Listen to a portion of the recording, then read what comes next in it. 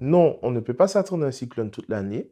La saison cyclonique commence du 1er juin au 30 novembre de chaque année. C'est pour cela qu'on parle de saison cyclonique. Il faut savoir que les cyclones naissent au large des côtes africaines et se déplacent d'est en ouest dans le bassin atlantique. Et c'est pour cela qu'ils concernent le plus souvent nos territoires. Plusieurs conditions doivent être réunies pour que naisse un cyclone. Il faut que la température de la mer soit supérieure à 26 degrés. Il faut également que les vents soient homogènes, qu'il y ait une forte humidité et également que le phénomène soit au maximum éloigné de l'équateur.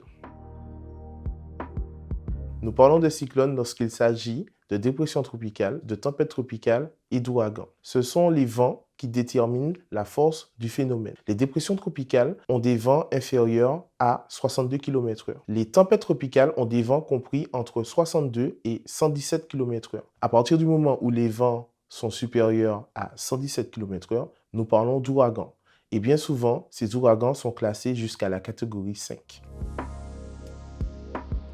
Ce sont les événements météorologiques qui rendent un cyclone dangereux. Il peut y avoir de fortes pluies. Ces fortes pluies peuvent entraîner des inondations et des glissements de terrain. Il peut y avoir également beaucoup de vent. Ces vents peuvent atteindre jusqu'à 350 km/h. Il peut y avoir énormément d'orages et aussi une forte houle qui peut entraîner une montée des eaux. Les scientifiques pensent qu'avec le réchauffement climatique, les cyclones ne seront pas plus nombreux, mais seront peut-être plus dévastateurs. C'est pour cela que nous devons nous préparer.